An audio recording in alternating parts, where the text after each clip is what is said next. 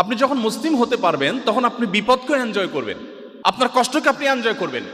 প্রচন্ড কষ্ট চলছে, আপনার সামনে হাদিস হাজির হবে। নবীজি বলেছেন, তিরমিজিতে বর্ণিত হয়েছে, তিনি বলেছেন আশাদ্দুন নাসি বালাআন আল আমবিয়া ফাল আমসাল সুম্মাল আমসাল। সবচেয়ে বেশি বিপদগ্রস্ত ছিলেন নবী রাসূলগণ। আপনি কি তাদের অনুসারী? সো আপনার জীবনে বিপদ আসবেই। আপনার সামনে আরেকটি হাদিস আসবে, নবীজি সাল্লাল্লাহু আলাইহি সাল্লাম বলেছেন ইন্নাল্লাহা ইযা আহাব্বা কওমান ইবতালাহুম। আল্লাহ যখন কোনো সম্প্রদায়কে ভালোবাসে তাকে পরীক্ষার মধ্যে ফেলেন, বিপদে ফেলেন। আপনার কাছে বিপদটাও এনজয় করার মতো একটা বিষয় হবে। আপনার জীবনে নেগেটিভ জিনিসের মধ্যে আপনি পজিটিভ জিনিস খুঁজে পাবেন। কোনো বিপদ হয়েছে, আপনি নিশ্চিত হবেন আল্লাহর হুকুম ছাড়া, আল্লাহর নির্দেশ ছাড়া আমার জীবনে কিছু ঘটে না, আল্লাহর ইলমের বাইরে কিচ্ছু হয় না। সো এই বিপদের মধ্যে আমার কোনো কল্যাণ আছে, আমি নিশ্চিন্তে সেটাকে মেনে নেই, গভীরভাবে বিশ্বাস করি।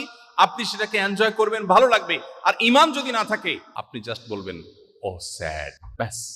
এরপর আপনার সান্ত্বনাকে, আপনি রোগাক্রান্ত,